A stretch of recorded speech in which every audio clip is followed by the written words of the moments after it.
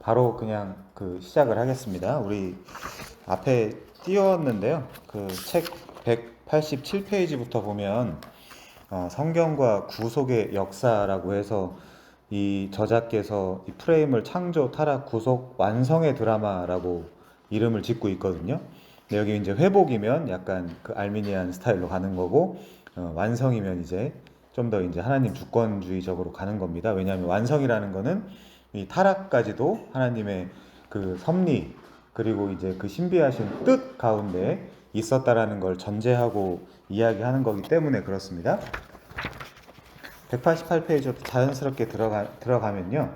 제가 요 책의 요 파트 같은 경우는 여러 분들이랑 이제 개인적으로 좀 나누고 싶었던 내용이기도 해요, 사실. 그리고 성경을 아직 깊게 선의 관점에서 아직 못 보시는 분들이나 아니 그런 관점으로 안 보셨던 분들을 위해서 이제 개인적으로 한 번씩 꼭 스터디를 했으면 좋겠다라고 생각한 부분인데 한번 좀 보겠습니다. 여기 책에서도 그렇게 나와 있잖아요. 성경의 맥을 잡고 싶다. 어떻게 해야 되지? 근데 이제 기존에 우리는 뭐 귀납이라는 걸 너무 강조해 오다 보니까 어, 너무 내가 이제 좋아하는 성경에 좋아하는 성경 구절 이런 식으로 이제 뚝뚝 떼서 이제 보는 경향성이 있었는데 약간 연역적으로 그리고 맥적으로 이제 전체적인 윤곽을 그리고 그 다음에 이제 한 부분을 자세히 보는 그 방식을 택하면 되게 좋을 것 같은데 두 번째 컷에 보시면 성경을 바르게 이해하기 위해서는 역사를 잘 알아야 된다라 그러잖아요. 역사라는 것 자체가 점이 아니에요. 선이에요. 그쵸? 역사라는 거는 기존에 있었던 수많은 사건들의 연속성이기 때문에 반드시 선일 수밖에 없습니다. 그러므로 성경은 창세기부터 요한계시록이라는 이 선을 가지고 있죠. 그런데 그 모든 선 가운데 일어나는 모든 일들을 하나님께서 이제 우리 삶에 적용할 수 있도록 우리 삶에 연관되는 이야기들로 다시 재구성했다라고 생각하시면 됩니다. 그래서 자세히 보시면 성경은 어떤 때는 시간도 막 뛰어넘기도 하고 이제 그런 식으로 기록되어 있다라는 걸 우리가 볼 수 있죠. 그래서 역사는 성경의 뼈대 같다라고 이제 이렇게 되어 있는데 당연히 구약도 그렇고 신약도 그렇고 그런 뼈대 프레임이 있어야 이제 거기에다가 살을 붙여가지고 그 살을 보면서 이제 우리가 그런 의미들을 읽어낼 수 있는 건데 네 번째 컷에 보시면 단 성경 역사는 세상 역사와 다릅니다 이렇게 되어 있는데 이게 기록 목적이 다르기 때문에 그렇지 세상 역사랑 뭐 굉장히 다르거나 그렇진 않아요. 당연히 세상 역사랑 똑같아야죠. 안 그러면 이제 그 힌두교에 있는 경전 이제 거의 그 정도 수준이 돼서 윤리적이고 도덕적인 어떤 가르침만 주는 게 될 텐데 그런 것이 아니라 역사와 맞물리지만 당연히 세상 역사와 맞물리지만 조금 기록하는 그런 관점이나 아니면 그런 것들이 다르기 때문에 좀 다른 부분들이 있다라고 이야기할 수 있습니다.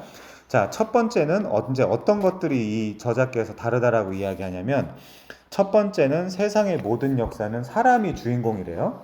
사실 성경도 사람이 주인공인 거는 맞습니다. 왜냐하면 하나님이 사용하시는 사람들에 대한 기록이거든요. 사실 어떤 면에서 보면 그렇기 때문에 그렇지만 그 이면에는 하나님이 계시죠. 이제 그것까지 우리가 읽어야 되는 것인데 그러나 성경의 역사는 하나님이 주인공입니다. 이렇게 돼 있죠. 그래서 성경에 등장하는 수천 명의 인물들은 주인공이 아니라 조연들입니다. 제가 자주 쓰는 표현인데 이 조연들이 나중에 주연이 될 때가 있어요. 그건 이제 당연히 결혼식장에서 신부로 등장할 때 어린 양의 혼인잔치에서는 세상 모든 혼인잔치가 뭐 어떻게 생각하실지 모르겠지만 여자가 주인공입니다. 예, 남자에 관심 없어요. 자, 두 번째는 성경은 세상 나라 이야기가 아니라 하나님 나라의 이야기이며 구원에 대한 이야기입니다. 그렇게 이제 그 구원 이야기가 이제 주가 된다. 그렇기 때문에 우리가 이제 앞으로 보겠지만 구약이나 신약이나 그 구원에 대한 핵심 맥락의 이제 주인공은 예수 그리스도인 거죠. 자, 세 번째 컷 좀 중요한데 하나님 나라 역사에 있어서 가장 중요한 것은 타락한 인간을 구원하는 역사입니다. 이제 이렇게 돼 있어요. 구원의 역사.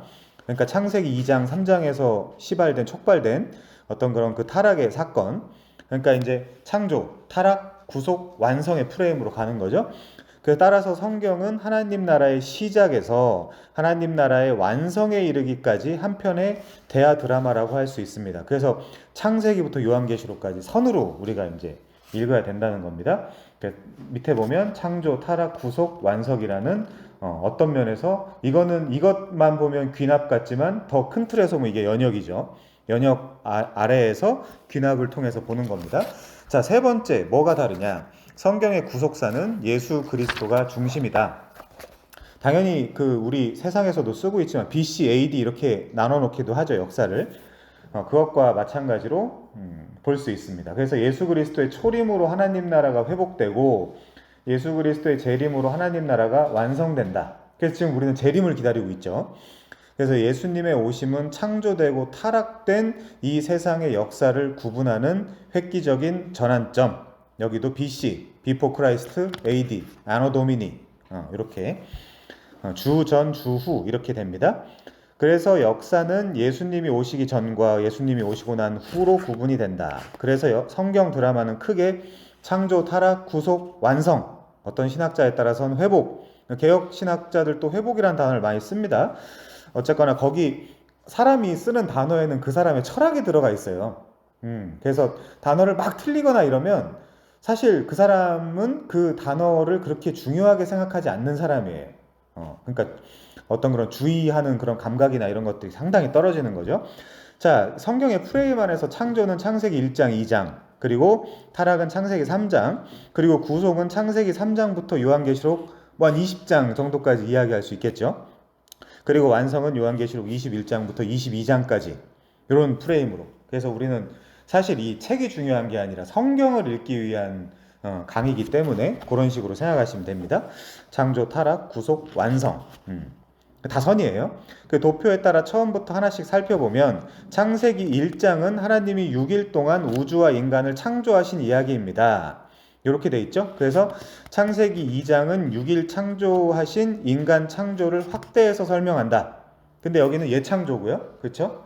그리고 이제 예수 그리스도가 우리를 구원하신 창조는 새 창조라고 해서 고린도후서 5장 17절에 새로운 피조물이다 이제 이렇게 돼 있어요. 옛날에 그런 방식으로의 피조물이 아니라 완전히 새로운 피조물.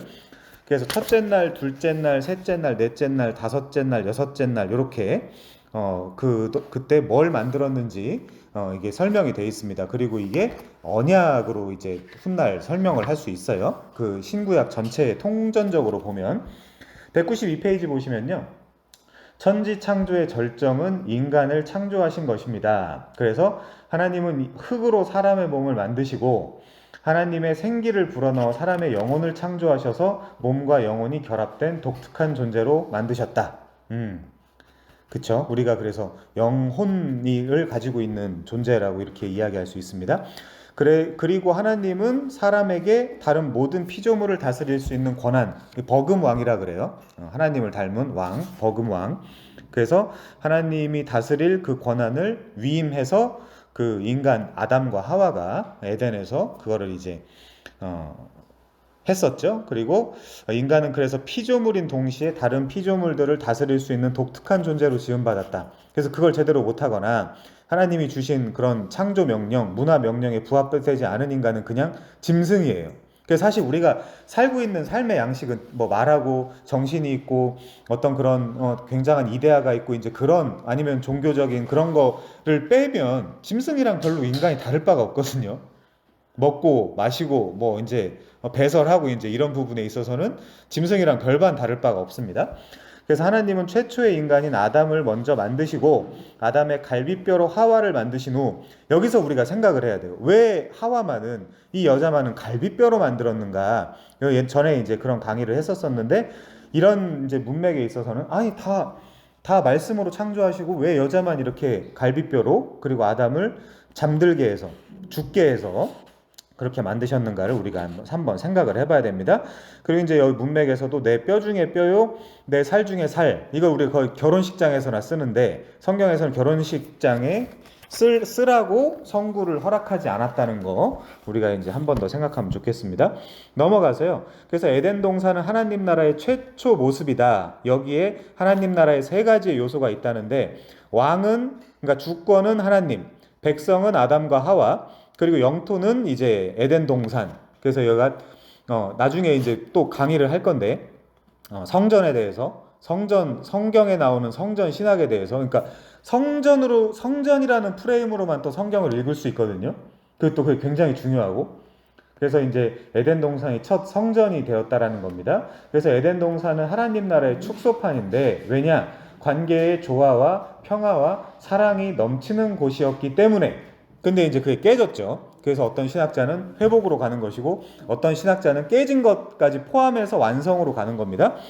자, 그래서 인간과 하나님과의 관계, 인간과 인간의 관계, 인간과 자연의 관계 모두 조화와 일치를 이루고 있었는데, 동산 중앙에 있는 나무의 열매를 먹고 나서, 하나님처럼 되고 나서 하나님들이 너무 많아졌기 때문에 그 신들의 전쟁이 시작이 된 겁니다.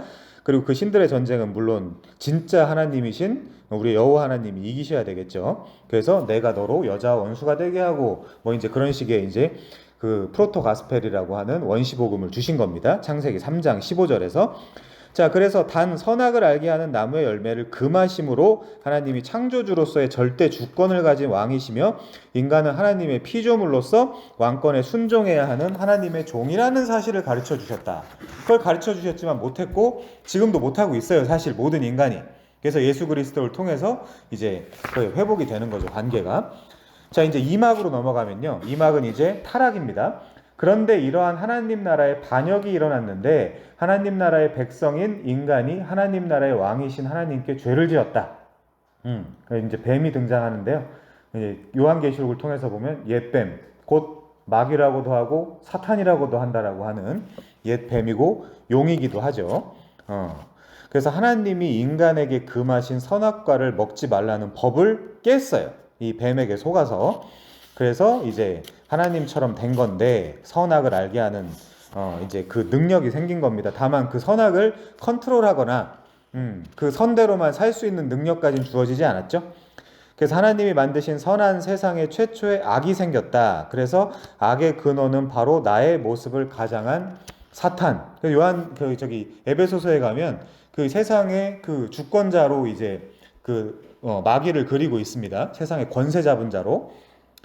그래서 사탄은 뱀을 통해 먼저 하와를 유혹했고요. 사탄은 거짓말로 하나님과 말씀을 불신하게 만들었습니다. 그래갖고 가만 보면 원문에도 마찬가지인데, 가만 보면 하나님의 말씀 조금씩 변개시켜요. 뭐 쳐다도 보지 말라고 하지 않았냐? 쳐다보지 말라고 한 적은 없는데, 이제 이런 식으로 조금씩 말씀을 변개시키기 때문에 이 말씀 변개에 대한 그 굉장히 강력한 죄를 여기서 선언하고 있죠. 자, 그래서 하와는 사탄의 거짓말에 속아서 결국 선악과를 따먹고 아담에게도 주었다. 그래서 이걸 죄의 전가의 차원에서 볼 수 있겠죠. 그래서 아담이 먼저 먹진 않았습니다. 디모데 전서에 나와요. 여자가 뱀에게 속아서 먼저 먹었다. 그렇지만 남편에게도 주었다. 이 남편의 역할은 누구냐? 이제 이런 식으로 우리가 생각할 수 있습니다. 자, 이 타락의 사건이 바로 그 유명한 인간이 하나님께 대한 반역을 일으키는 사건이다. 그래서 여기서 볼 때 성경이 말하는 원죄란 오리지널 신, 첫 죄, 첫 번째 죄란 뜻입니다. 그래서 하나님의 주권을 무시하고 자신의 뜻대로 하려는 것, 즉 반역이다. 그래서 이때 하나님과 원수가 됐고요. 이때 하나님과 원수가 된 그 상태를 우리가 회복해야 된다라는 거죠. 그게 성경 전체의 역사예요. 자, 그래서 반역이 하나님의 말씀에 대한 불순종으로 나타났다. 그렇다면 죄의 결과가 뭐냐? 하나님과 인간이 찢어졌어요. 이렇게 하나님과 바른 관계가 깨어졌고, 아담과 하와는 그래서 하나님에 대한 두려움으로 숲속에 숨었죠. 그때 여호와의 날, 거기는 바람이 선선한 날, 시원한 날이라고 돼 있는데, 여호와의 날에 하나님이 찾아오셔서 네가 누구냐라고 물어보시죠. 그게 이제 심판하시는 모티프를 담고 있습니다. 욤 르와흐예요. 원어로 보면 심판하시는 날. 자, 둘째, 사람과 사람의 관계도 깨어졌어요. 왜냐하면 지금 둘밖에 없는데 서로 의심하면서 살 수밖에 없는 그런 존재가 됐습니다. 가정인데도 불구하고요. 그래서 서로 책임을 전가하고 제가 줬다. 뭐 이제 이런 식으로. 그래서 그 다음에 바로 이제 가인과 아벨 사건이 나오면서 형제와 형제 간의 그런 살인이 나오면서 죄가 점진적으로 그리고 점층적으로 이제 커지는 모습을 인류 역사를 통해 볼 수 있습니다. 그래서 사람이 사람을 억압하고요, 폭력을 가하고 전쟁을 벌이는 것. 이때는 한 사람의 그 번역본에 따라서는 들로 데리고 가서 일부러 데리고 가서 죽였다 이제 이렇게 돼 있는데, 한 사람의 전쟁이었다면 이제 민족적인 전쟁이 조금 있으면 나오고요. 이제 막 그러죠. 자, 세 번째 이제 사람과 자연의 바른 관계가 깨졌어요. 그래서 로마서 8장에 가면 피조물들도 하나님 나라의 완성을 기다리고 있다. 아들이 나타나길 기다리고 있다. 라는 상태입니다, 지금. 자, 그러자 땅은 저주를 받았고요. 가시와 엉겅퀴를 내었습니다. 이 가시와 엉겅퀴로 예수 그리스도가 모자를 쓰셨죠. 이 땅은 사람이 살아가기에 힘겨운 척박한 환경이 되었어요. 자, 네 번째. 인간은 자기 자신과의 바른 관계도 깨어졌어요. 그래서 내가 누군지도 너무 모르겠고요. 우울증도 걸리고 자존감도 떨어지고, 그래서 사실 막 자기가 가진 게 아무리 많다고 하더라도 하나님과 관계가 회복되지 않으면 그냥 그 사람들과 간의 자존감 회복이잖아요. 그렇기 때문에 일론 머스크 같은 사람들 나타나면 이제 쭈그리고 숨어야 되죠. 그럼 만약에 그 정도의 자존감이라면 전혀 그렇지 않습니다. 그래서 하나님의 자녀라는 자존감을 찾아야 된다, 인간은. 그래서 인간의 지성과 감정과 의지 모두가 다 부패해서 이 세상을 해석하는 거, 날 해석하는 거, 이런 것들도 다 왜곡되고 깨지고 그런 상태로 지금 사람과 사람이 홉스가 이야기한 대로 투쟁을 해가면서 지금 살고 있는 시대입니다, 지금이. 나와의 투쟁, 사회와의 투쟁, 막 이제 그런 식으로. 그래서 나는 좋은 의도로 이야기했는데 상대방은 오해해서 받아들여가지고 이제 싸움이 나기도 하고 이제 그러는 거죠. 자, 그래서 죄에 대한 결과는 죽음이고요. 죽음이 곧 하나님과의 영원한 분리, 죄의 삭은 사망이 되었습니다. 그래서 우리가 다 죽는 거예요. 태어나는 아기들부터 시작해가지고. 그래서 하나님과의 분리, 다른 사람과의 분리, 자연과의 분리, 자기 자신과의 분리는 다 성경의 진단에 의하면 죄 때문이다라고 이제 이야기를 하는 겁니다. 자, 그래서 죄로 인한 형벌이다. 그래서 하나님과의 분리가 다른 모든 영역의 관계를 파괴하고 분리시켰다. 자, 그럼 어떻게 할 거냐? 이제 그게 구속에서 나오겠죠. 자, 구속을 보면 지금부터 구속에 들어가는데 하나님이 타락한 인간을 구속하시기로 약속한 것은 첫 번째 가장 강력하게는 창세기 3장 15절에 나와요. 그래서 그거를 원시 복음. 자, 아담과 하와가 타락한 직후에 이미 긍휼이 풍성하신 하나님은 인간을 구속하시고자 계획하셨고 그 사역을 시작하셨다. 이게 타락 후 선택설입니다. 그렇죠? 타락하시자마자 이제 인간을 그 구속하시기로 선택하셨다라는 거는 그러면 그 전에 이제 이렇게 나면 이제 다 꼬이는 거예요, 이게. 자, 그래서 그 증거로 첫째, 하나님은 사탄을 심판하셨습니다. 그리고 여자의 후손을 통해 인류를 구원할 구속자 그리스도에 대한 약속을 주셨다. 우리 그거 하나 붙잡는 거예요. 그리고 구약은 어떤 사람은 그래도 구약 때 열심히 율법 지킨 사람들이 구원받았다 이제 이렇게 이야기를 하는데 전혀 아니라 메시아에 대한 모형, 그림자로서의 약속을 주고 언약을 준 걸 받아들인 아브라함 같은 사람들, 그걸 믿고 구원을 받는 겁니다, 구약도.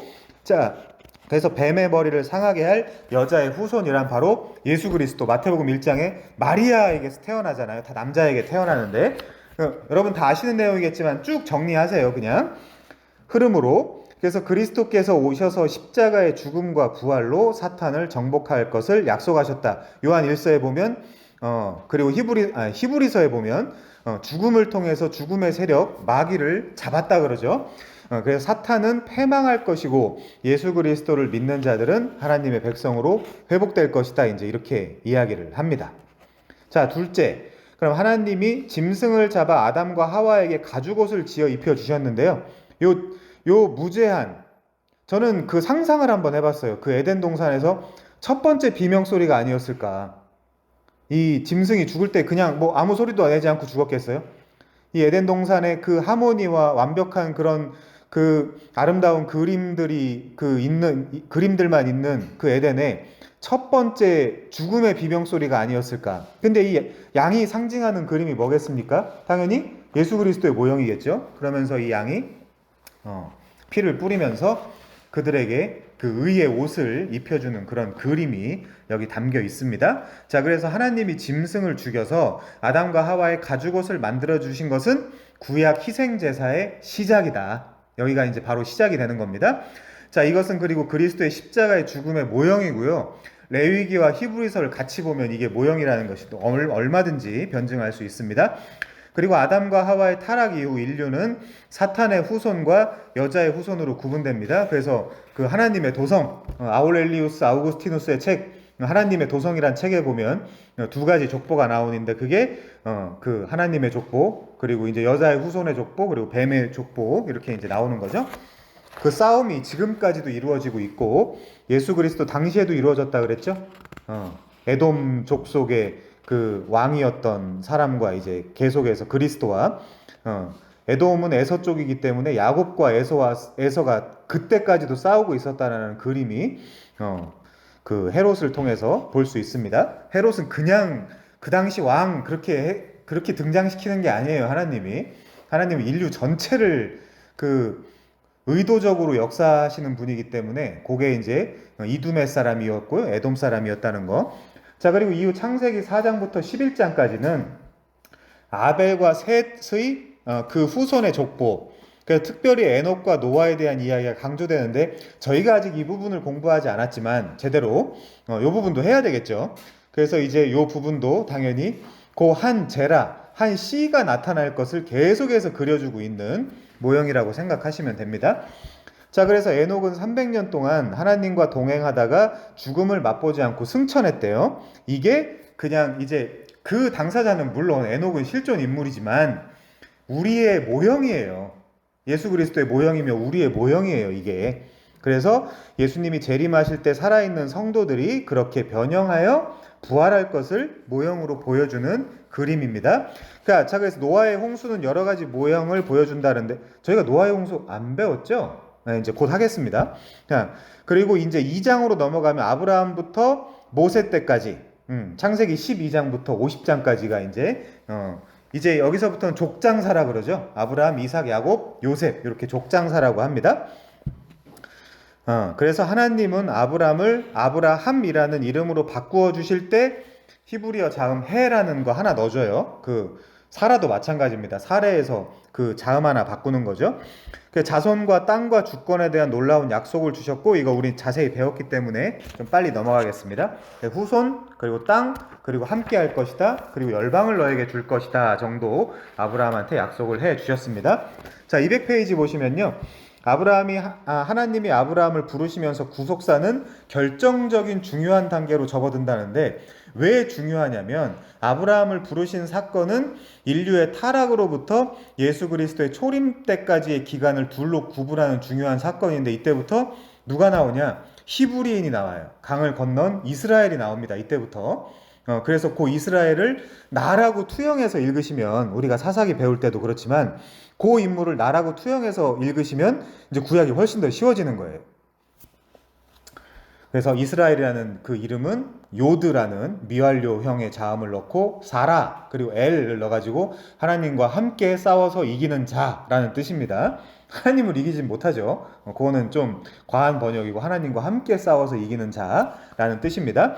자, 그래서 아브라함의 구속 사건이 얼마나 중요한가는 이 사건을 기록한 성경의 분량을 통해 간접적으로 확인이 되는데 창세기 12장부터 어디까지냐? 말라기까지. 아니, 정확하게는 공관복음, 요한복음까지예요. 사실상.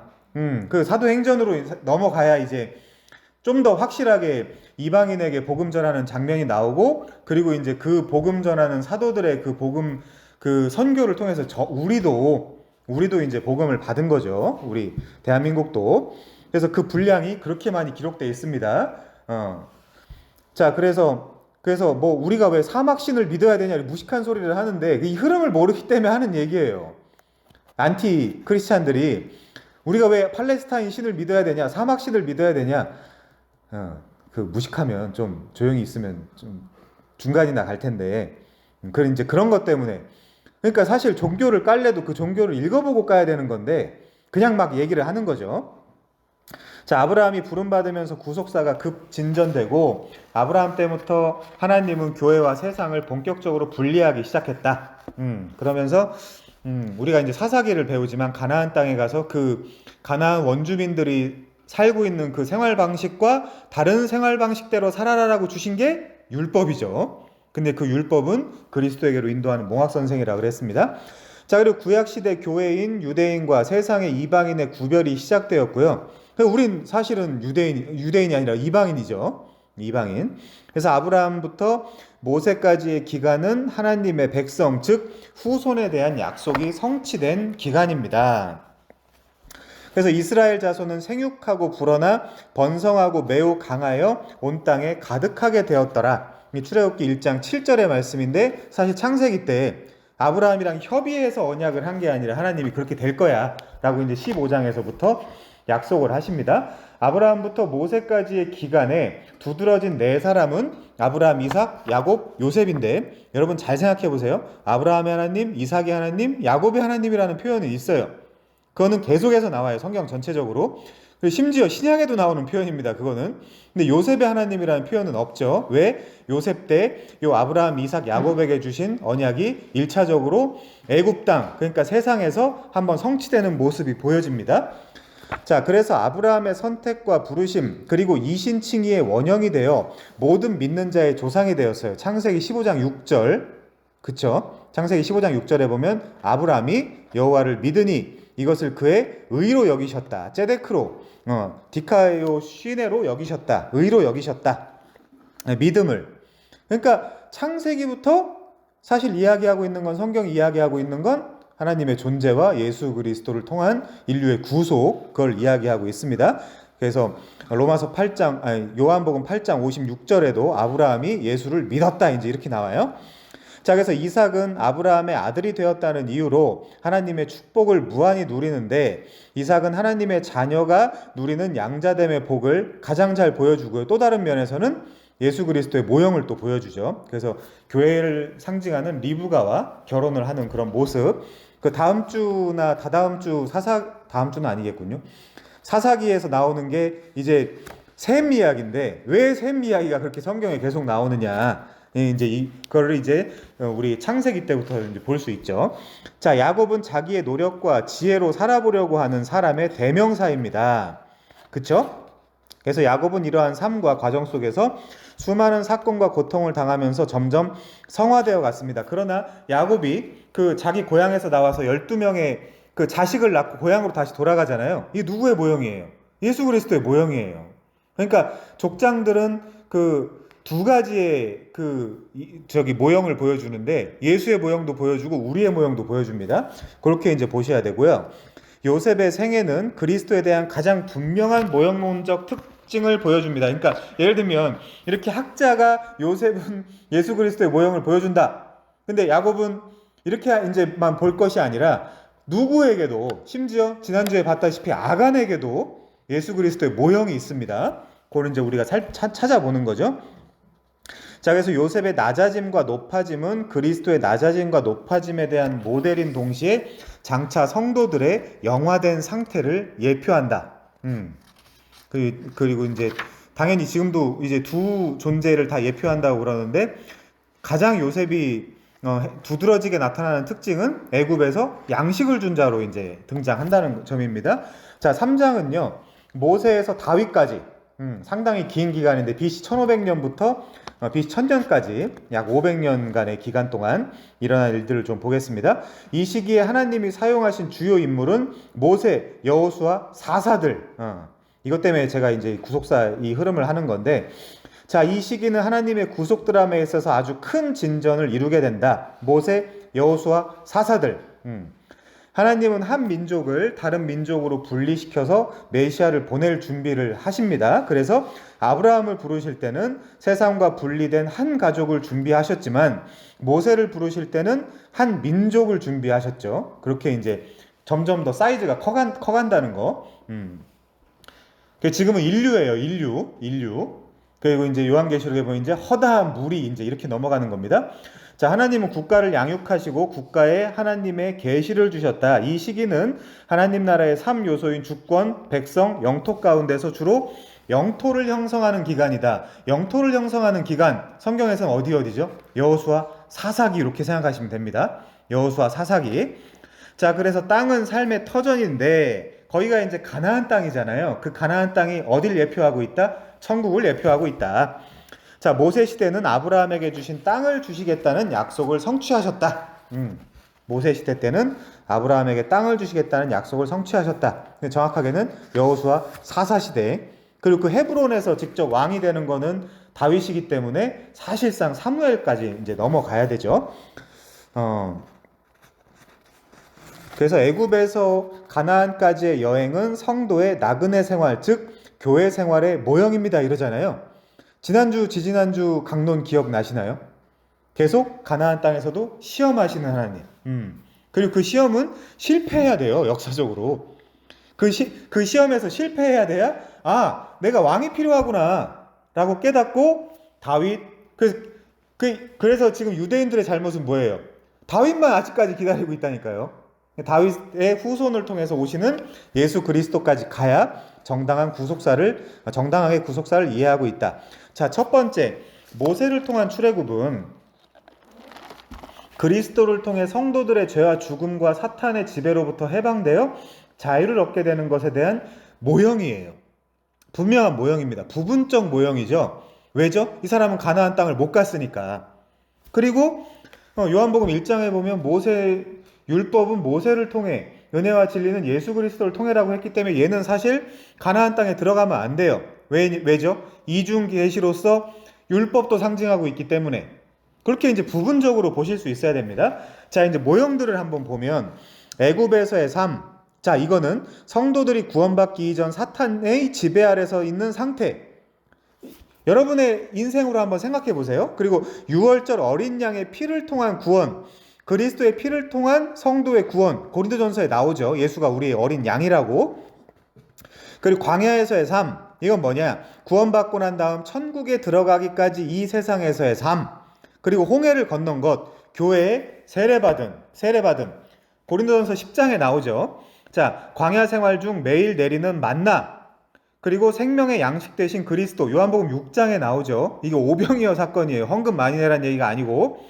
자, 그리고 구름 기둥과 불 기둥, 이것은 성령님의 인도. 성령님이 움직이시면 나도 움직이는 거고, 성령님이 멈춰서면 나도 멈춰서는 것이고, 그렇게 이제 이런 모형들을 출애굽기 때 너무나 분명하게 성도의 모형을 그려주고 있기 때문에 볼 수 있습니다.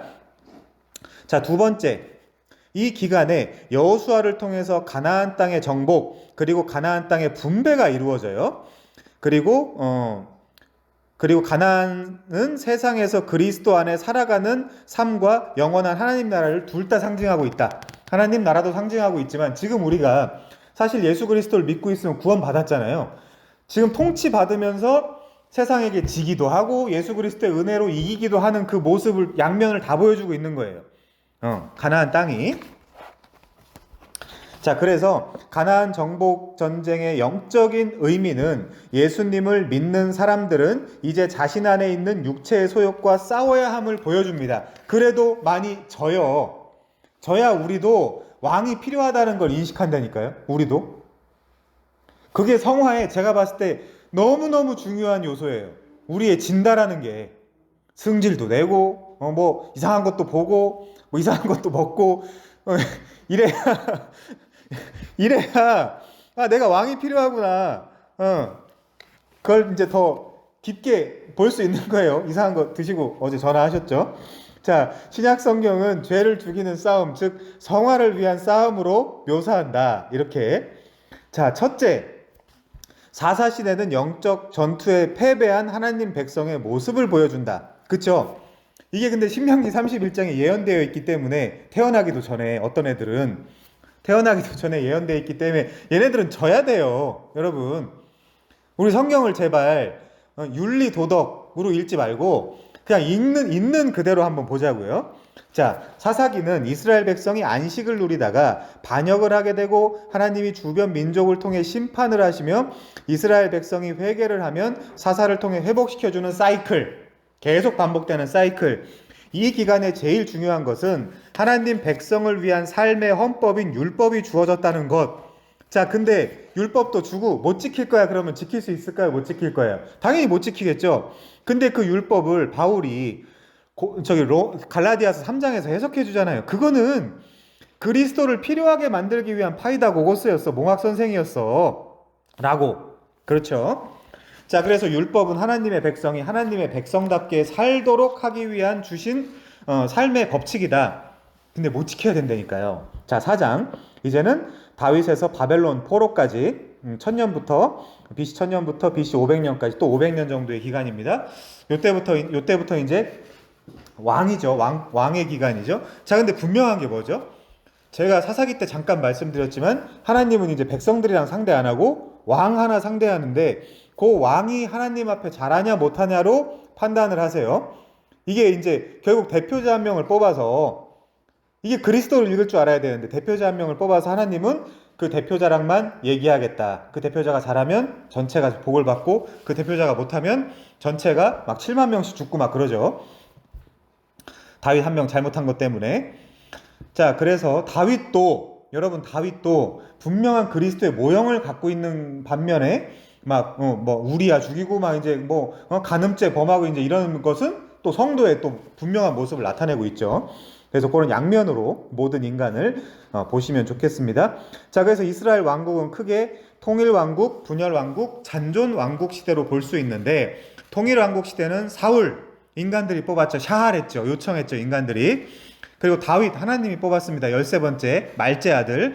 그 솔로몬도 이제 솔로몬의 그 어근이 샬롬이에요. 샬롬 왕이에요. 샬롬 왕. 솔로몬이라는 뜻이. 그래서 평화의 왕이라 그러잖아요. 예수님을. 에이렌의 평화의 왕이라 그러는데 결국 그래서 이 솔로몬과 전혀 그런 인종이나 그런 혐오 그런 발언은 아니지만 어떤 특정한 못난 그 여자를 하나 들어서 아름다운 송 오브 송 노래 중에 노래를 그린 성경을 우리가 아가서라고 할 수 있습니다. 그래서 아가서는 교회와 하나님, 교회와 예수 그리스도의 사랑 이야기예요. 그래서 자, 사사기를 통해 통치를 받던 이스라엘 백성은 하나님께 왕을 주시도록 요구했다. 그래서 워드 플레이를 해요. 성경에서 샤알했다. 사울을 그렇게 하나님은 먼저 사울을 이스라엘 왕으로 세워주셨다. 그러나 사울은 하나님께 불순종해서 망했다. 라고 이제 이야기를 하죠. 다 하나님의 의도에 들어가 있던 왕들이에요. 우리 그렇게 이해를 해야 됩니다. 자, 그래서 하나님은 하나님의 마음에 합한 다윗 왕으로 세웠대요. 잘해서 합했을까요, 마음에? 전혀 아니에요. 예를 통해서 사도행전에 나옵니다. 어떤 분이 이해를 못하던데 예를 통해서 예수 그리스도가 올 것을 예견하고 그 또 이 족속을 통해서 오시기 때문에 이 인물을 통해 오시기 때문에 이제 하나님의 마음에 합한 왕이죠. 자, 그리고 다윗의 아들에게 영원한 나라를 주시겠다고 약속하셨다. 다윗의 아들, 그게 누굽니까? 1차적으로는 솔로몬이요. 당연히 그 라인에서 오시는 예수 그리스도. 이게 다윗 언약이에요. 사무엘하 7장에 나오는 오늘 전체 정리입니다. 자, 그래서 솔로몬은 장차 다윗의 아들이 될 예수님에 대한 모형이었다. 그러나 아니 솔로몬이 나쁜 짓도 많이 하고 왕으로서 역할도 많이 못했잖아요. 그거는요. 또 이제 인간에 대한 모형. 이렇게 양면적으로 이제 보셔야 됩니다. 자, 그래서 솔로몬은 성전을 건축했고요. 솔로몬 시대 이스라엘은 가장 부강한 나라가 되었죠. 그러나 솔로몬은 말년에 우상 숭배에 빠지게 되었고 솔로몬 사후 이스라엘 왕국은 북이스라엘 그리고 남유다로 르호보암, 여로보암이 북, 르호보암이 남유다로 이렇게 분리가 되는 거죠. 자, 그래서 다윗 왕조의 정통성은 유다와 베냐민 두 지파를 중심으로 남쪽 유다 왕국으로 계승되고 그리고 나머지 10지파는 북쪽 이스라엘 왕국으로 나뉘게 되었다. 그래서 우리가 신약을 펼쳐봐도 사마리아 여인 같은 경우는 북이스라엘 쪽 사람이고 예수님이나 지금 그리고 주요한 제자들 같은 경우는 남유다 쪽 사람들이죠. 그런 이제 배경을 우리가 볼 수 있습니다. 자, 그래서 북왕국 이스라엘이 BC 722년에 아시리아, 페르시아 제국이죠. 망한 후에 남왕국 유다만 약 150년간 남게 됐는데 이것을 잔존 왕국이라고 부른다. 그러나 남유다도 BC 586년부터 시작해서 7년에 이제 완전히 바벨론 제국의 멸망을 당하죠. 이때 이들이 있었던 땅이 가나안 땅이었는데 여기서 또 쫓겨나는 그래서 입바벨 그리고 출바벨을 또 경험하는 또 우리의 구원이 어떻게 이루어지는가를 또 한번 보여주고 있습니다. 자, 이로써 이스라엘 왕국 시대를 마감하고 이후 포로 시대를 맞이하게 되는데 이스라엘 왕국 시대, 특히 다윗 왕의 등장으로부터 첫째, 다윗 왕은 예수 그리스도의 왕권에 대한 모형이다. 다윗은 분명한 예수님의 모형이에요. 시편 22편에 보면 엘리 라마 사박다니 막 이런 표현도 나옵니다. 내 옷을 저들이 제비 뽑습니다. 이런 표현이 나오죠. 자, 그리고 다윗의 왕권을 통해 하나님 나라의 계시가 모두 이스라엘 사회에 나타나게 되었다. 그래서 백성은 아브라함의 후손, 영토는 가나안 땅, 주권은 다윗 왕권, 이렇게. 특히 다윗과 솔로몬 시대는 곧 예수 그리스도를 통해 하나님 나라의 통치와 다스림에 대한 모형이 된다. 자, 둘째, 이 시기에 가장 중요한 특징 가운데 하나는 선지자들의 출현이다. 나비라 그러거든요. 선지자는 제사장, 왕과 더불어 이스라엘 왕국의 가장 중요한 직분이었어요. 그래서 말씀을 전하고 말씀을 선언하는 자들. 근데 이 선지자들의 말들 또 안 들으면 이제 심판이 오는 거죠. 가나안 땅의 삶의 원리랑 똑같습니다. 그래서 그때도. 자, 그래서 제사장은 이스라엘 백성을 대신해서 하나님께 제사를 드리고 죄를 용서받는 직분이었다면, 왕은 하나님을 대신해서 이스라엘 백성을 통치하는 직분, 그리고 선지자는 하나님을 대신해서 이스라엘 백성에 하나님의 말씀을 전하는 직분. 그래서 요 세 직분을 예수님이 다 한 번에 하셔서 그리스도의 삼중직이다, 이제 이렇게 이야기를 합니다. 그러니까 제사장, 왕, 선지자가 구약에서 누구의 모형이었을까요? 예수의 모형이었겠죠. 그런 식으로 이제 읽으시면 됩니다. 자, 그래서 이러한 선지자의 활동은 왕국 시대의 기간과 일치한다. 그래서 선지자들은 왕을 세우기도 하고 폐하기도 한다. 그래서 선지자의 활동은 이스라엘의 왕들이 즉 하나님이 다스리는 나라라는 것을 보여주는 장치다.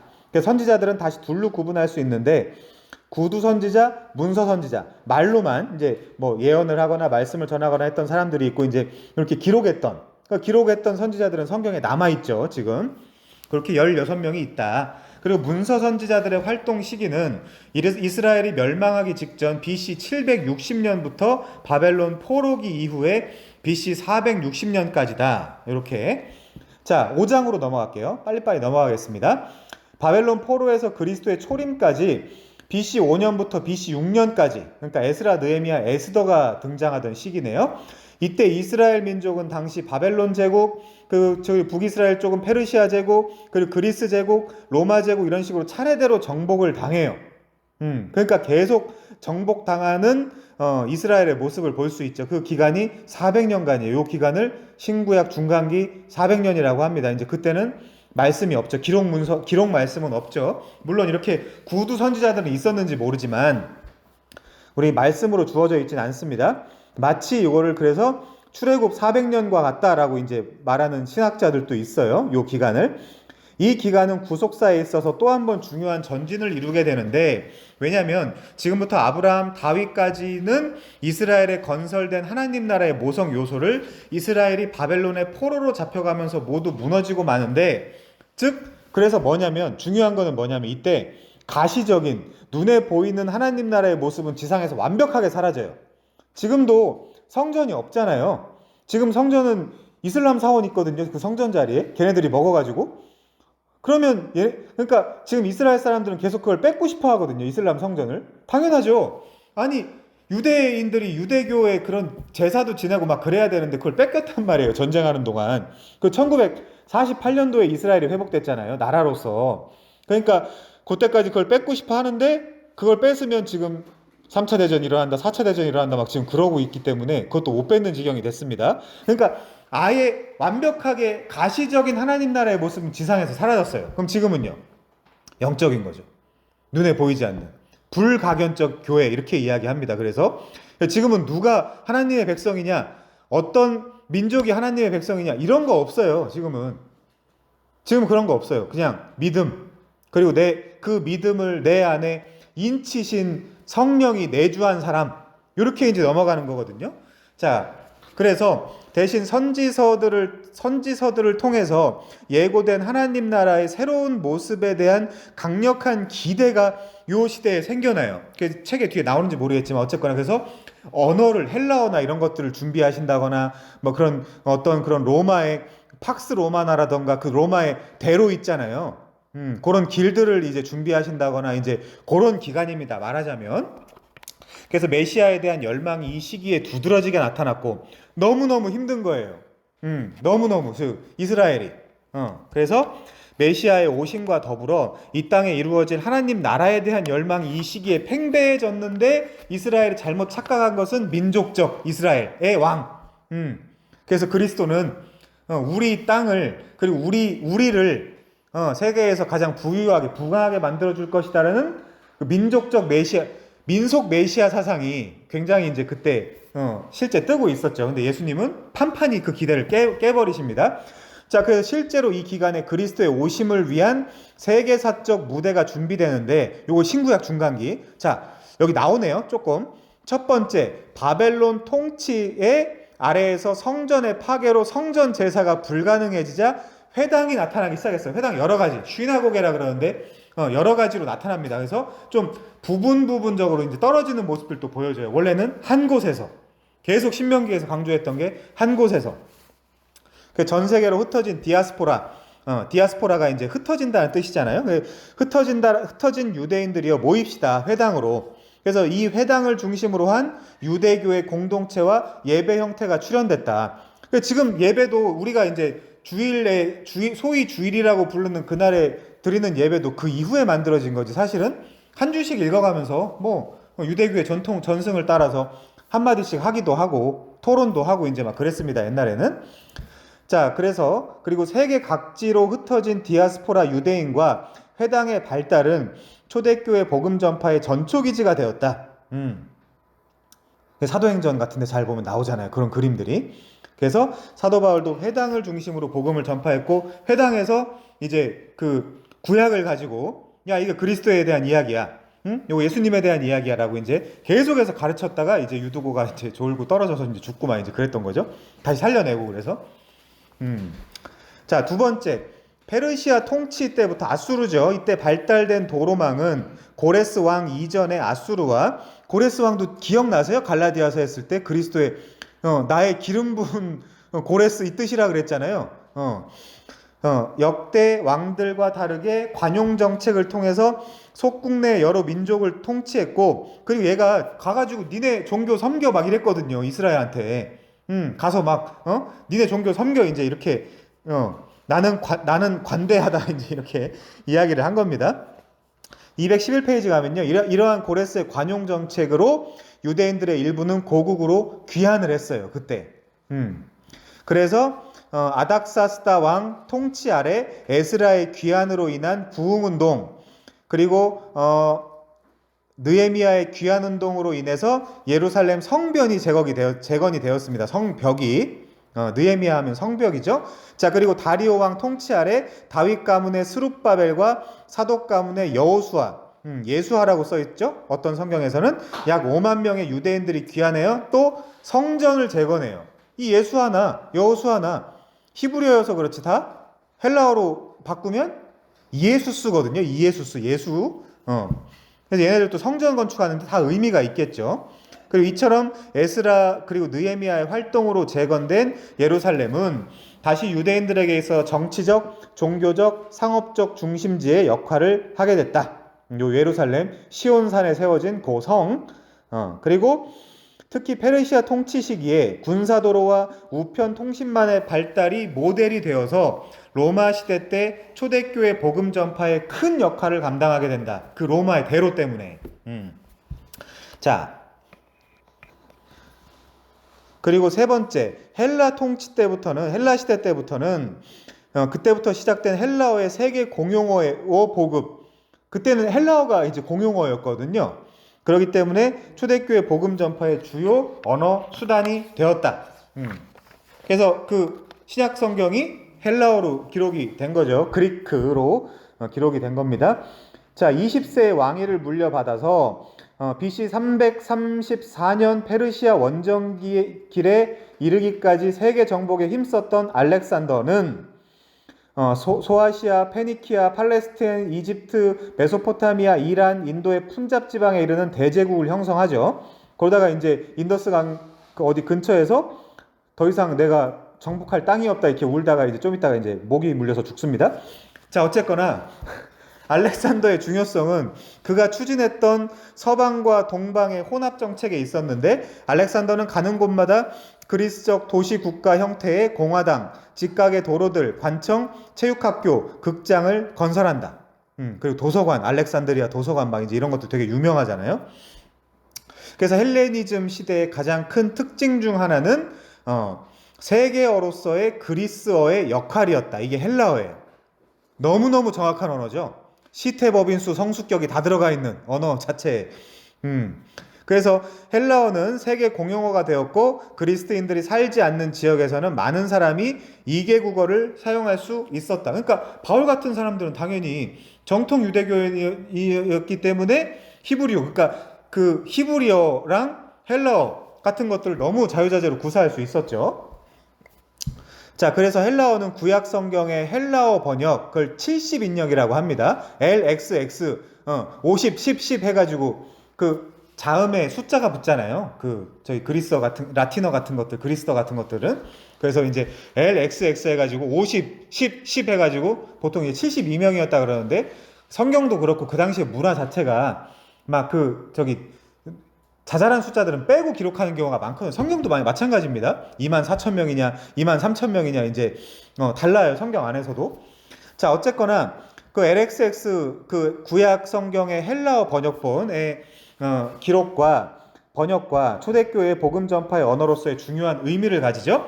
자, 이제 네 번째. 마카베오 가문의 봉기로 약 100년의 정치적인 독립을 누리기는 했으나 BC 63년 로마의 폼페이우스에 의해서 유대는 다시 로마의 속국이 되고 말아요. 그렇게 그런 내용들은 안 담겨 있어요, 성경에.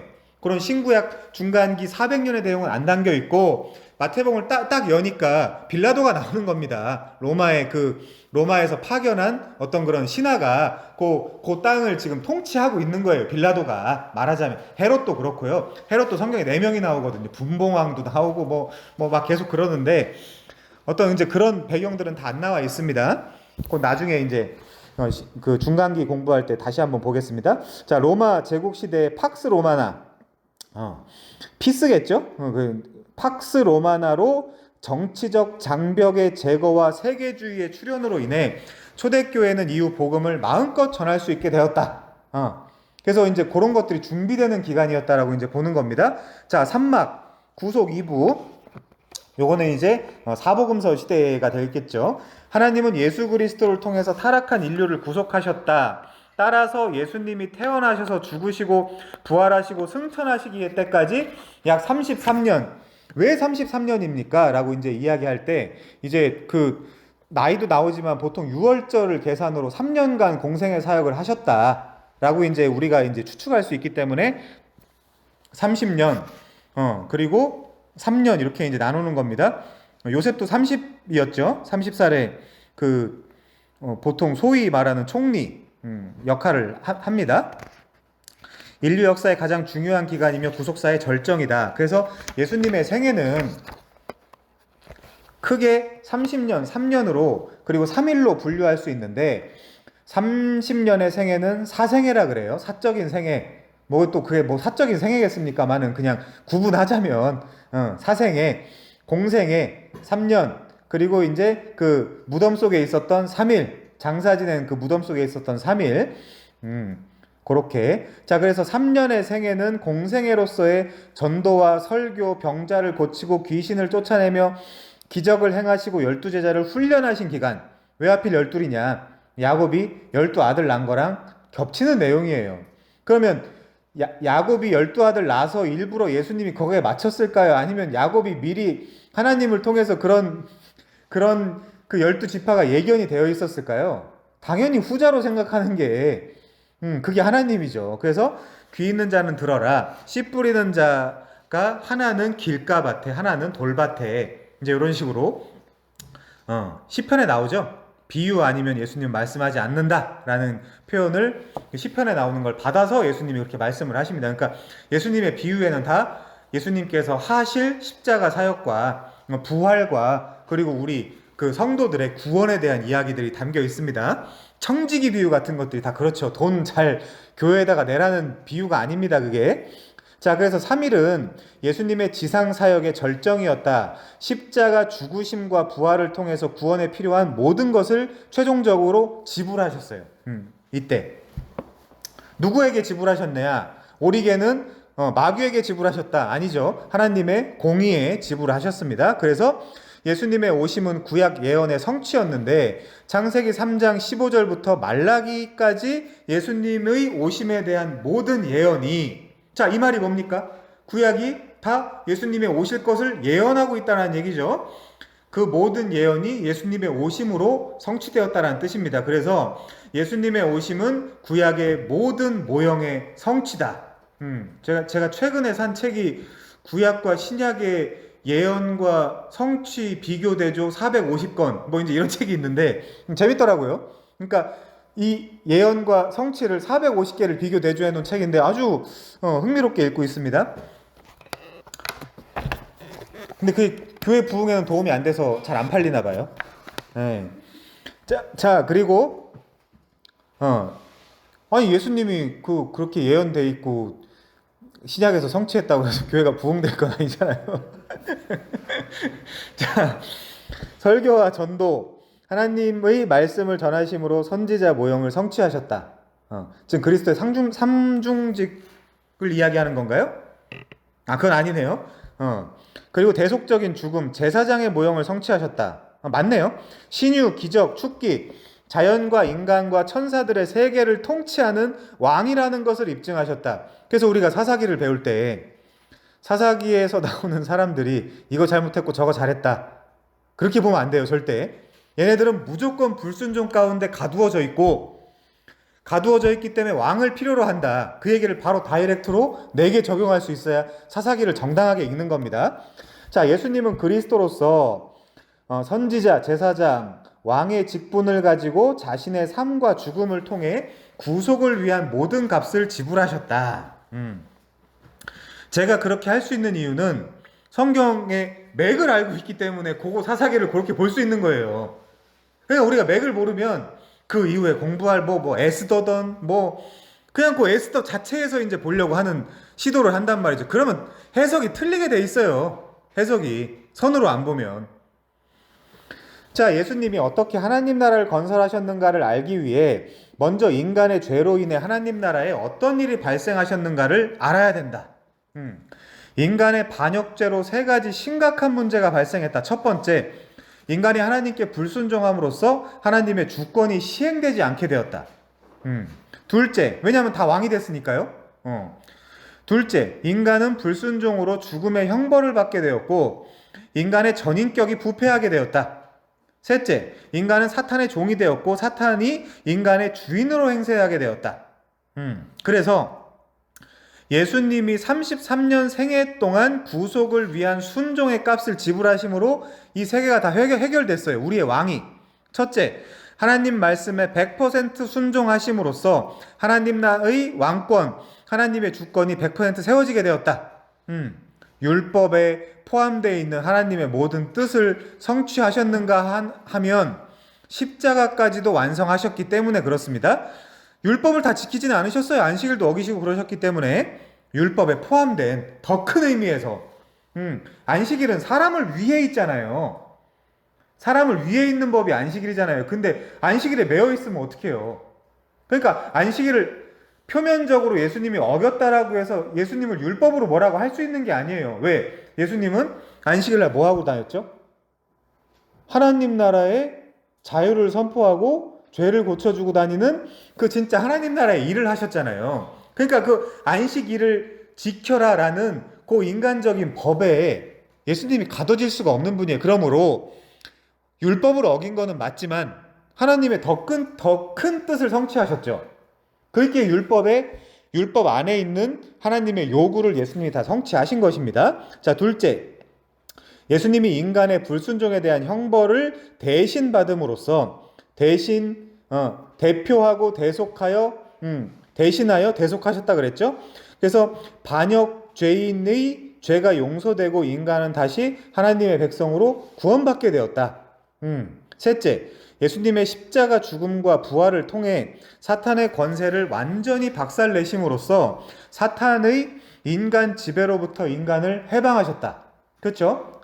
요한복음 8장 44절, 너네는 사탄의 마귀의 자녀다 라고 했는데 지금 하나님의 자녀라고 부를 수 있는 것은 예수 그리스도를 영접했기 때문이다. 자, 그렇게 넘어갈 수 있겠습니다. 다음 페이지요. 삼막, 구속, 삼부. 이번엔 교회 시대입니다. AD 30년부터 지금까지. 지금까지. 자, 예수님의 초림으로 이 땅에 하나님 나라가 이미 시작되었어요. 이제 복음이 전 세계로 전해져야 되는데 이 복음을 믿고 전 세계 모든 민족이 하나님의 백성이 돼야 돼요. 당위적으로. 다 안 되지만 돼야 된다 이거죠. 자, 그래서 예수님은 제자들에게 세계 선교 명령을 하셨어요. 마태복음 28장 19, 20절에 보면 그러므로 너희는 가서 모든 민족을 제자로 삼아 아버지와 아들과 성령의 이름으로 세례를 베풀고 내가 너희에게 분부한 모든 것을 가르쳐 지키게 하라. 근데 배우라는 말이까지 포함되어 있으면 참 좋을 텐데 배워야 뭐 가르쳐 지키게 하죠. 자, 어쨌거나 그리고 세계 선교가 끝나면 예수님이 다시 오시겠다라고 약속을 하셨습니다.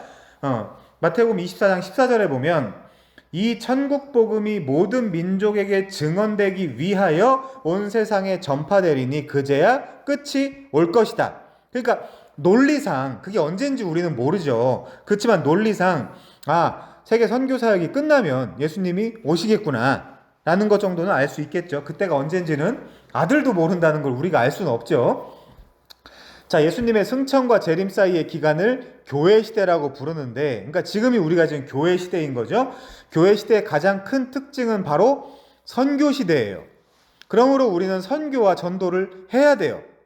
자, 교회 시대는 예수님이 오실 때까지 전 세계 모든 민족에게 복음을 전하는 선교 시대예요. 자, 그래서 오직 성령이 너희에게 임하시면 너희가 권능을 받아 예루살렘부터 사마리아 땅끝까지 내 증인이 될 거라 그러잖아요. 자, 교회의 선교, 세계 선교는 예수님이 보내주신 성령님으로 말미암아 이루어진다는 점에서 선교 시대는 곧 성령 시대라고 이야기할 수도 있다. 그러면 전도 안 하고 선교 안 하면 뭐죠? 성령이 없는 거예요, 사실. 아주 간단한 논리적 구조로 이야기를 하면 오직 성령이 너희에게 임하시면, 자, 이런 말씀은 교회 시대를 이해하는 열쇠가 된다. 그래서 땅끝 선교 12장부터 28장, 사마리아 선교, 여기 밑에서부터 봐야 되겠네요. 예루살렘 선교는 1장부터 7장까지, 유대 선교는 8장부터 11장까지, 사마리아 선교가 이루어지고 그 다음에 땅끝 선교가 12장부터 28장까지. 그렇게 이제 그 사도행전이 이렇게 그 구조가 돼 있고요. 그래서 뭐 액트 29 이렇게 붙여가지고 이제 하는 단체들 많이 있죠. 우리는 사도행전 29장을 쓰겠다 이제 이러면서 하는 단체들이 많이 있습니다. 액트 29라고. 자, 그러면서 복음이 예루살렘에서 땅끝까지 전파된다는 것은 무슨 뜻일까? 자, 땅끝이라는 건 문맥상 1차적으로 로마를 의미했다. 그리고 사실 그 사도 바울도 내가 서바나까지 가야 될 것이다 그러잖아요. 그 당시 사람들의 이해가 서바나, 그 스페인이거든요. 스페인 땅끝으로 인식했기 때문에 그 서바나까지 가야 된다라고 했던 거는 성경의 오류인가요? 그런 식으로 이제 보면 성경의 오류가 너무 많습니다. 바울의 그 당시에 이해가 그랬다는 거예요. 그러니까 성경에 축자 영감이라는 것도 어떤 면에서 웃기는 얘기예요, 사실. 그거 하나하나 따지기 시작하면 이제 골치 아파지니까 그건 넘어가겠습니다.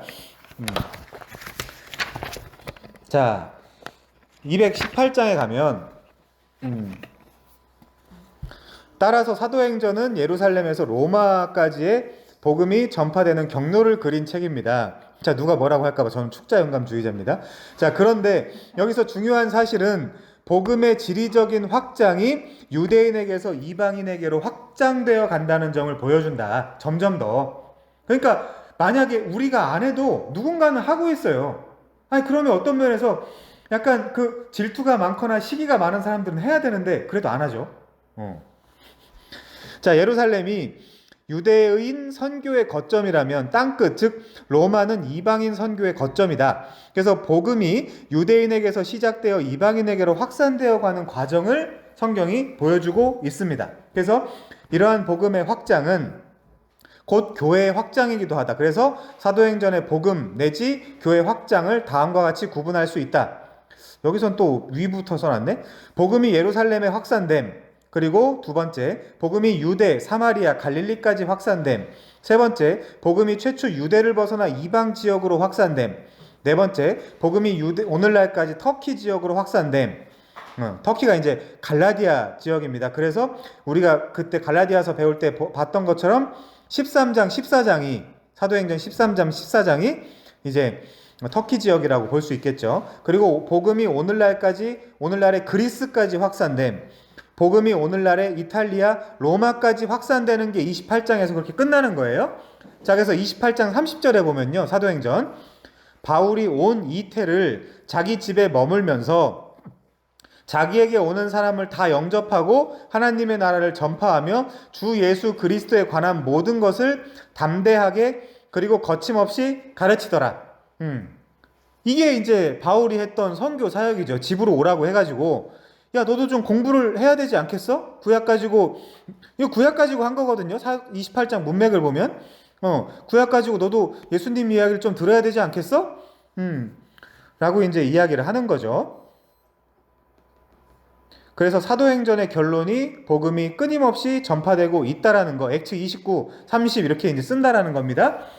자, 219페이지. 사실 사도행전 이후 지금까지의 모든 교회사와 선교의 역사는 곧 사도행전 28장의 연장선상에 있습니다. 이 말 맞죠? 땅끝 선교는 이후 로마 제국 선교, 유럽 선교, 세계 선교로 이어지고 있습니다. 결국 이 모든 땅끝 선교가 완성되면 주님이 오실 것입니다. 지금 여기 책 보면 로마 제국 선교 뭐 이렇게 써놨죠? 유럽 선교, 세계 선교 이렇게 이제 돼 있네요. 자, 그러므로 교회의 선교 역사는 곧 주님의 재림 시간을 측정할 수 있는, 측정할 필요 없어요, 사실. 하나의 기준점이 된다. 세계 복음화의 현황판은 곧 예수님의 재림을 알려주는 시계다. 비트코인으로 이제 어떻게 되느냐에 따라서 이거 측정하고 싶은 사람들이 많이 있겠죠. 자, 사막보입니다. 마지막이죠. 하나님 나라의 완성. 하나님 나라의 완성. 지금 요한계시록 20장까지 간 거예요. 자, 마지막 봅니다. 하나님의 창조 계획 그리고 하나님의 구속 사역은 예수님의 재림을 통해서 이루어진다.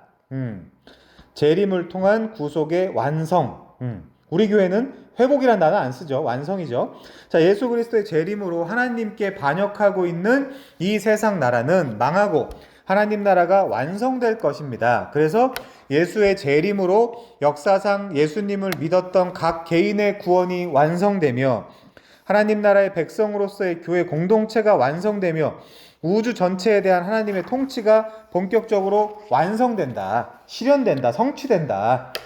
그때는 뭐 울고 뭐 짜고 뭐 슬퍼하고 이런 날 거 없다. 자, 220페이지요. 거의 다 끝났습니다. 예수님의 재림으로 구원과 심판이 완성되기 위해 재림 때 하나님과 하와 이후 모든 죽었던 사람들이 육체의 부활을 하게 된다. 첫째 부활도 있고요. 둘째 부활도 있고 어느 부활에 참여할 거냐 이제 이게 문제가 되는 거죠. 자, 신자의 부활과 불신자의 부활이 동시에 일어난다. 또한 예수님 재림 때 살아있는 자는 몸의 변형을 통해 부활과 동일한 부활하신 예수님과 동일한 그 육체를 입게 되는 거죠. 우리 그거 소망을 하는 겁니다. 이거는 늙어가고 썩어가고 주름지고 이제 막 그러잖아요. 그런 몸이 아니라 신령한 몸, 예수님의 몸. 그게 교회죠. 자, 부활 이후에는 최후의 심판이 있다. 아버지 하나님께서 예수 그리스도를 통한 최후의 심판을 행하실 것입니다. 이 최후의 심판에는 천사들 그리고 모든 인간, 천사들도 심판한다 그래요? 그리고 모든 성도가 포함될 것입니다. 성도는 왜 심판하죠? 상을 주기 위한 심판입니다. 요때 벌을 받으면 예수님이 의미가 없어요. 그러니까 신학이 잘 안 돼 있는 인간들이 자꾸 이때도 무슨 상벌을 나누고 뭐 성도들도 그런다는데 그러면 예수님이 뭐하러 오십니까? 의미가 없는 얘기죠.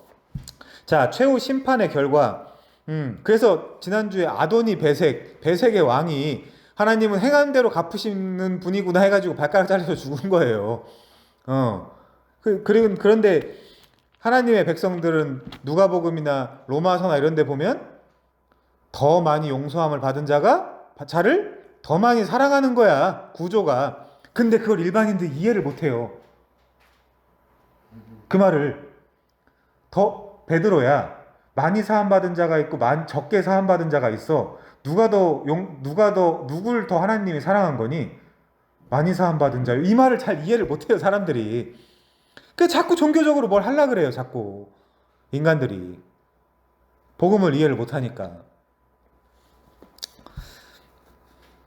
자, 그래서 이 최후 심판의 결과 사탄과 모든 악의 세력이 완전히 멸망당하여 영원한 형벌의 장소인 불못으로 던져진다. 사탄, 악령들, 적그리스도, 거짓 선지자, 불신자들이 모두 불못에 던져진다. 그럼 깨끗해지겠죠?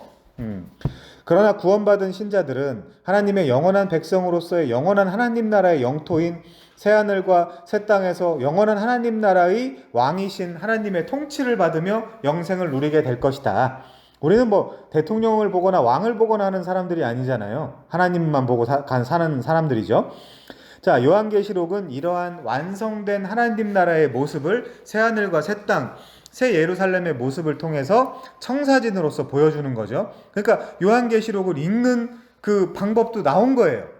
요한계시록에 나타나는 그런 보석이라든지 이런 것들은 다 우리를 나타내주는, 우리의 그 완성된 성도의 영광을 나타내주는 그 그림들이라고 볼 수 있습니다. 흐르는 물, 생명을 소성케 한다. 이제 뭐 그런 것들, 그리고 이제 뭐 소성케 하는 열매들, 이제 그런 것들 다 나오잖아요. 그게 다 구약에 나오는 그림들이에요.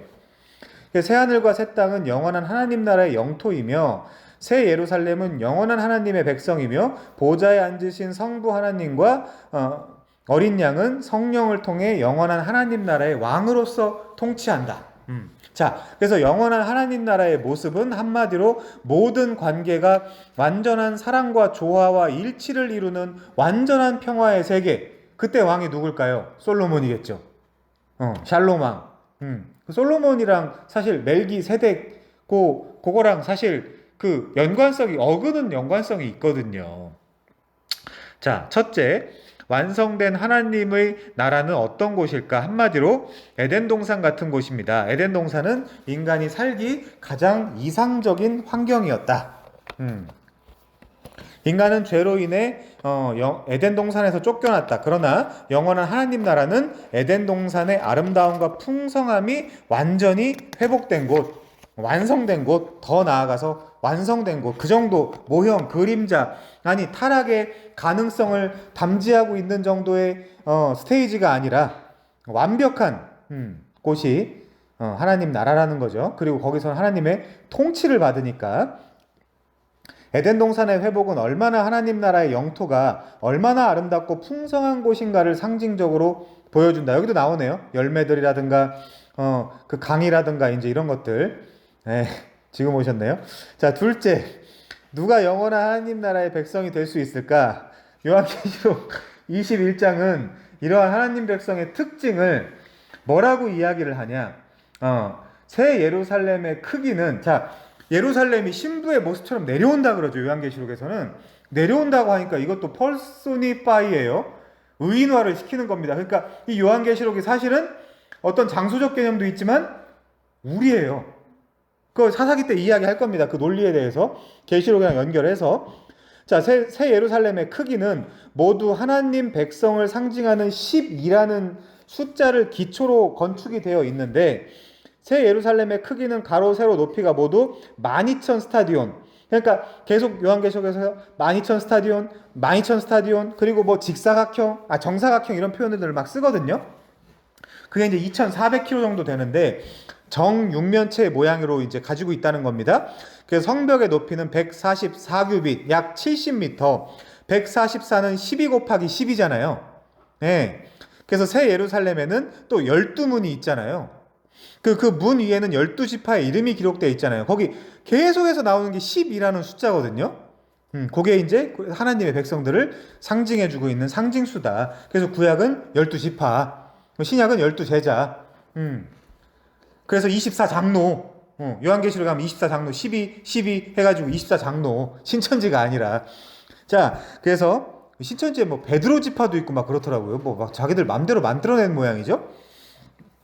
자, 223페이지 가면 12지파의 후손인 구약시대와 시대의 교회와 12사도의 영적 후손인 신약시대의 교회가 합쳐져 영원한 하나님 나라의 백성을 구성하는데 사사기의 내용이 뭐죠? 그 12지파의 죄악성이에요. 사사기가 나중에 막 여자 하나 발기발기 찢어가지고 막 12지판에다 막 보내고 막 이런단 말이에요. 그게 누가 하는 짓입니까, 그게? 교회가 하는 짓이라니까요? 그게? 그거는, 메시지는 그때 가서 해야 또 재미가 있겠죠. 자, 완성된 하나님 나라 백성은 아담과 하와 이후로 구원받은 하나님 백성 전부입니다. 그래서 그때 등장하는 수가 24명의 장로예요. 그 장로 중 하나가 이제 그 요한한테 야, 이 두루마리를 누가 뗄 수 있겠냐?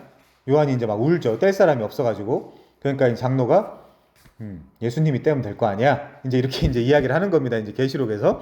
그게 다 성경의 내용이에요. 다 똑같은 내용이에요. 창세기부터 요한계시록까지. 자, 그래서 또한 새 예루살렘의 건축 재료들은 모두 금과 진주와 보석으로 되어 있다.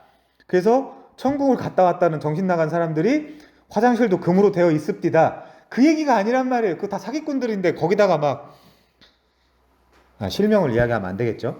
하나님을 벽옥과 홍보석과 녹보석 같더라고 묘사한 것을 통해 하나님의 백성이 하나님의 아름다움을 닮은 존재라는 것을 말해주는 것이다. 그러면 사실 아가서에서도 그렇잖아요. 와, 너는 정말 몸의 모든 부위가 너무너무 아름답다. 예수님이 그렇게 이야기하는 것처럼 요한계시록에서 그 천국에 대한 하나님의 평가가 너무너무 아름답다, 여긴. 뭐 여기는 흠이 하나도 없네. 근데 그 새 예루살렘을 뭐로 비유한다 지금? 성도로 비유한다니까요. 신부로. 신부가 신랑을 위해서 단장한 것 같더라 라고 비유한다니까요. 자, 그래서 성도들은 놀라는 거예요. 그 아가서에 나오는 여자가 놀라는 것처럼 나는 그렇게 아름다운 여자가 아닌데 라고 놀라는 것처럼 교회가 놀라는 거예요. 아니, 내가 뭐 한 게 있다고 이렇게 나를 아름답다고 칭의해 주십니까? 이제 그러면서 이제 자기가 쓴 왕관을 하나님께 던지는 거죠.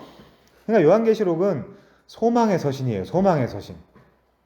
야, 너네가 지금 로마의 압제 아래서 여러 왕들을 통해서 고생하고 있는데 아니야. 조금만 참으면 돼. 너네는 새 예루살렘이야. 새 예루살렘으로 들어가는 그런 공간적인 개념도 있지만 너네 자체가 새 예루살렘이야. 왜? 너네가 내 통치를 받거든.